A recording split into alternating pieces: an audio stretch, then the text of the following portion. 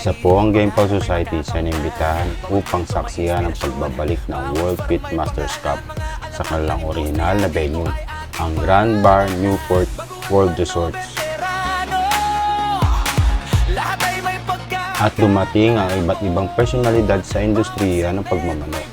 Ating nakita si Kong Presley De Jesus, ang presidente ng World Pitmasters Cup. Kong Sunny Lagon bilang direktor ng World Pitmasters Cup. Baha Mitra at Pres Mau Acerto bilang mga cup director. Dumating din sila Chris Chu, Nestor Bindibil, Doc Joel Saison, Berchilin, at marami pang iba. Kasama si Sir Miguel Laviña, tinalakay ang iba't ibang mga issue na makakatulong sa improvement pa ng nasabing organization. Nagkaroon ng question and answer para alamin ang mga kuro-kuro ng media at ng mga breeder na dumalo sa nasabing pagtitipon. Ang gusto lang po namin sana masubukan yung mga linyada namin doon sa mga established na mga breeders din. And of course, kasama po nila Pres Mau na mula sa iba-ibang probinsya, may mga palahi ng probinsya lumalabas sa Kamaynilaan para matestingan. Kung aliman, pwedeng magparami. Yung chance po na magkaroon ng opportunity to compare what you have dito po sa Newport, talagang ito na po yung opportunity. Kung meron pong ng pandemic, di ba, parang nahinto yung travel. Pagbalik, biglang dumami yung nagta-travel. So ito naman po, parang ito po yung rest back nung parang masaya tayo na muli pong babalik dito sa Newport at magkakaroon ng opportunity na masubukan ang mga manok mula sa iba-ibang probinsya. Ano ang plano o paano nga ba makakasabay ang backyard breeder sa ganitong kalaking event ng Pitmasters Group? So sa mga breeder natin backyard, this is your time. Rise up. Ito na yung pagkakataon ng sumikat. Once na nag-champion ka rito, nanalo kayo, biglang magbabago. Tingnan niyo si Daryl. Ayun si Daryl at si RJ, ayan sila, oh. Ayun, hindi lang Facebook breeder yan. Diba? Baka natin mga itinan mo, sikat na sikat ngayon. Pero sila, doctor pa rin tumutulong pa. So, if you need anything, help, kung saan, go back, lahat ng GAP president natin, of course, si AEJ, at si Boss Toto Sudila. Nandito, ito yung kultura natin ito eh. So, Pitmaster and CAP, we're ongoing mo ngayon ng Master Breeder Cup. Sa lahat po ng probinsya, sa lahat ng chapter, you can participate po. Kung sa tingin niyo po, as a small breeder, hindi pa tayo confident para sa ganito kalaking pwede muna tayo mag-warm up po sa Master Breeder Cup natin. Bilang isa sa founder ng kauna-unahang World Pitmasters Cup na tinatag noong 2000 at kasama pa rin ng muling ibalik noong 2017, ano na ba ang nakitang pagbabago ni Kong Sunny Lagon sa mga nakaraang World Pitmasters Cup? This is just a continuity yung pag-umpisahan po namin before, way back 2017. At well, marami tayong changes, no? Pagbabago sa competition kasi ngayon, habang tumatagal kasi, ang dami na kasi magagaling talaga na breeder. No? Marami lumalabas na mga buday natin, na mga bago. Kumbaga sa sasakyan, ito yung mga 2026 na production natin. So, with the help of science and technology, marami tayong pagbabago. Pero ang iba na natin ay ganoon pa rin, no? This is a very prestigious na labanan ng mga breeder sa whole Philippines from Luzon, Visayas, and Mindanao. This is a very exciting event na gaganapin. Of course, it's like almost 6 years po ito na nawala, and then naibalik natin ngayon. Again, thank you so much sa New World Resort, no? Na pinayagan po tayo ulit na ganapin dito yung World Pitmaster Cup na inumpisahan natin way back 2017.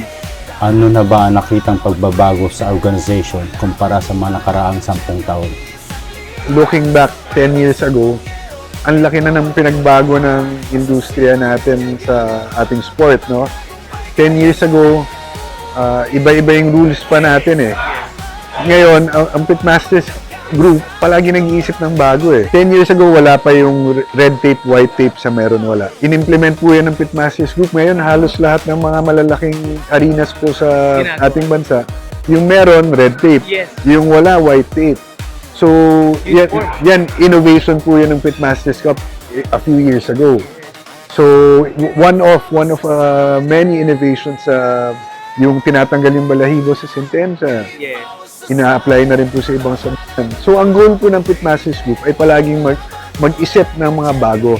Mag-isip ng lahat ng ikagaganda ng ating sport. So, looking ahead 10 years from now, mag-iisip pa tayo dahil hindi natin alam kung ano pa ang kaya natin gawin para sa industriya. Pero rest assured na yung Pitmasters Group ay patuloy na gagawing maganda lahat ng ikabubuti ng ating sport.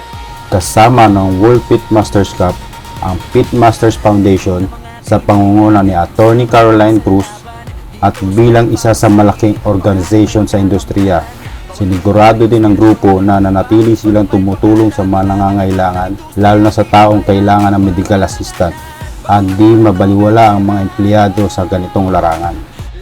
Yung mga beneficiaries ng foundation, it just continued ever since the start of this hanggang ngayong araw, tuloy-tuloy na tumutulong. Yung Pitmaster Group, no, it's not only about so, meron din kaming CSR, Corporate Social Responsibility, na talagang kailangan natin tumulong. So, we separate or we allotted portion of the income para itulong natin sa ating mga kababayan na kapuspana.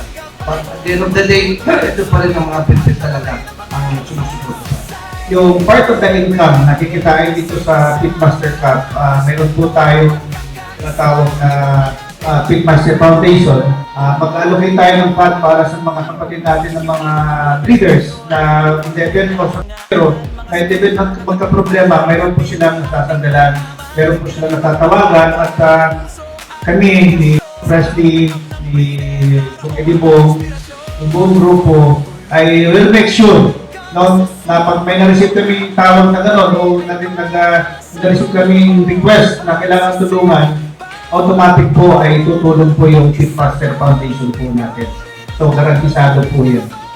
Dahil sa success na natamo ng mga nakaraang World Pitmasters Cup, ano na ba ang maaasahan ng mga taga-subaybay nito? Asahan natin, of course, lahat na magandang labanan ay nandito and we're expecting around 300 entries this time. Sa ngayon pa lang, mayroon nang nagpa-reserve na 283 confirmed entries from different part of our country and marami pa pong dadagdag yan. So, as again, every year may mga bagong breeder na magagaling na lumalabas at saka dito natin masusubukan yung tinatawag nila na cream of the crop, no? Sa farm nila, dito natin masusubukan sa World Pitmaster Cup this coming August 10. Alam mo, ang ngayon, I would say, kailangan na lang ng swerte, konti. Kasi lahat halos marunong na, halos magagaling na. Hindi katulad ng araw na tawag dito, medyo na nadudusin ang ilan-ilan lang. Ngayon, iba na.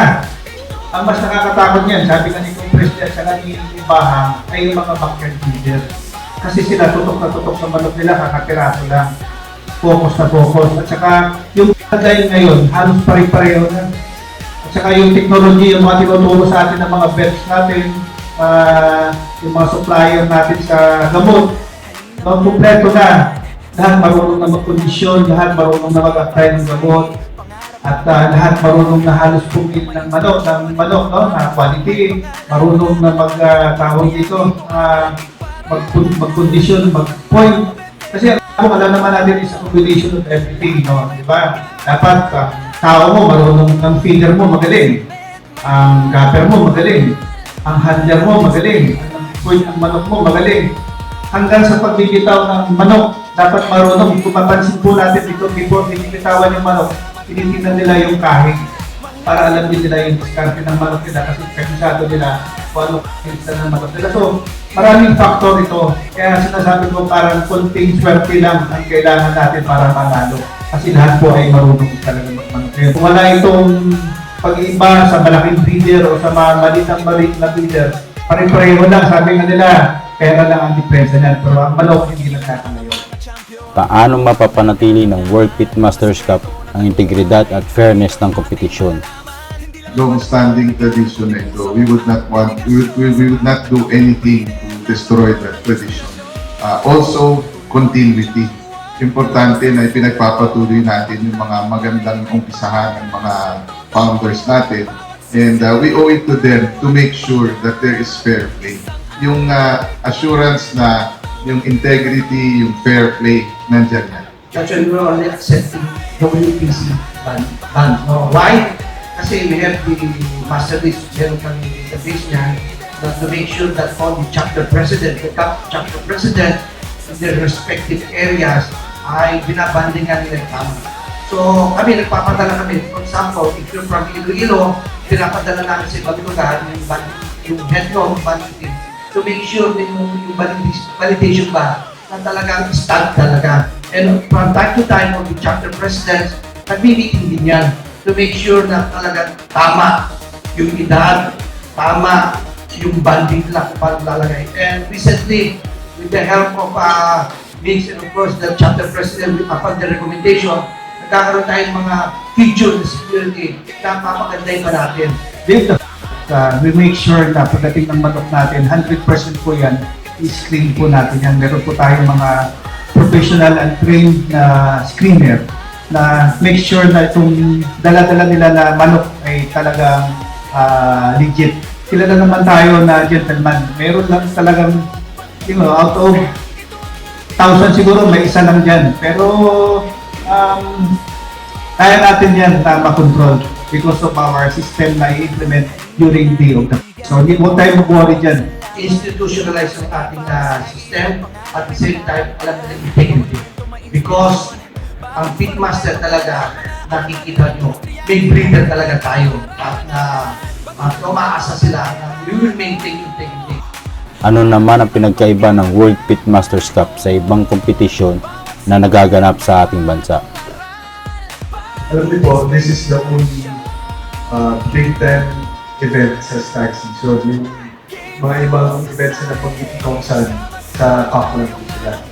So, ito po, this will be held sa stag, this year sa stag season natin, not only sa early bird.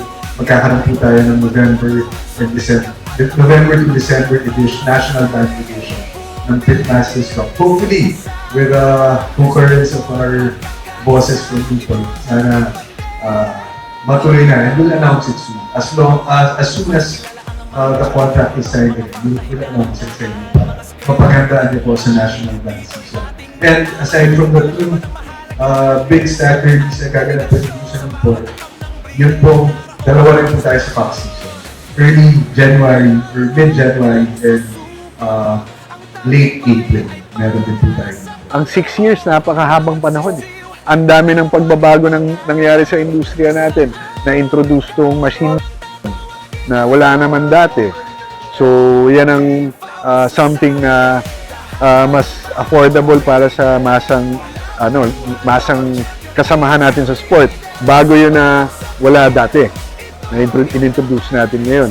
And then, of course, yung mga big names, halos pare-parehas pa rin. Sila pa rin ang band sa darating na Pitmasters Cup. Ang kaibahan lang, yung mga manok nila, siyempre pagaling din ang pagaling. Yung dating Pitmasters Cup, sa 2026 Pitmasters Cup, palagay ko, mga robot na yung mga manok yun sa 2026 dahil sobrang titibay na talaga ng laban dito.